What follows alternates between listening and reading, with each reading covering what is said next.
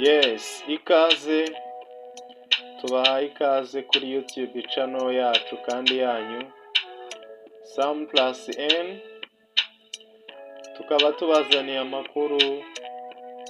amakuru agezweho muri aka kanya.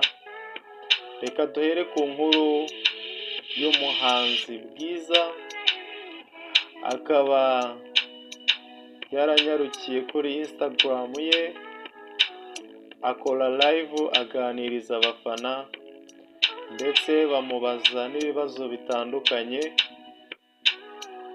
agenda abasubiza. Akaba rero yaragize na byinshi atangaza,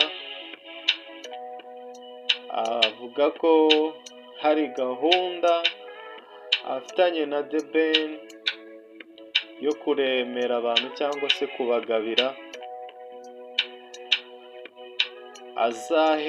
bazahera muri karitsiye y'iwabo aho atuye, ndetse nyuma yaho bakajya no kwa The Ben muri karitsiye atuyemo bakaremera aba best friend bahari. Aha ni nyuma y'uko Bwiza akoranye indirimbo yitwa Best Friend ari kumwe na The Ben, ndetse akaba yanashimiye cyane The Ben uburyo yamufashije kugira ngo bakore iyo ndirimbo. Ashimira n'umugore wa The Ben, avuga ko ari umugore usapotinga umugabo we, avuga ko rwose ari famiye yishimiye. Usibye ayo makuru kandi indi nkuru tubafitiye ni inkuru y'umugabo wamamaye cyane nka Baritazari Engonga, wavuzweho kuba yararyamanye n'abagore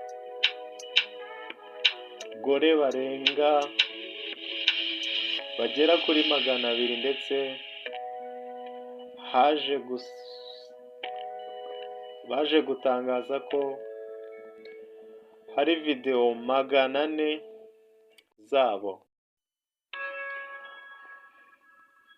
Amakuru rero ari kumuvugwaho aka kanya nuko yabashije kuba yatsinda, akaba yarekuwe, akaba yagiye mu rugo. Mu byo umwunganizi we yatangarije itangazamakuru, akaba yavuze ko umukiriya we yarenganaga, yavuze ko atazi ataburana kurusha abandi, cyangwa se ngo habe hari ubundi bufindo yakoze kugira ngo umukiriya we abe yarekurwa. Avuga ko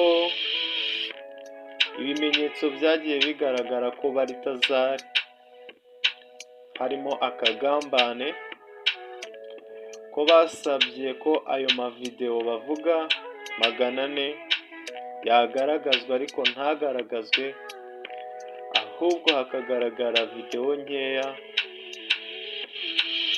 nkeya cyane rwose zitageze no mu 100.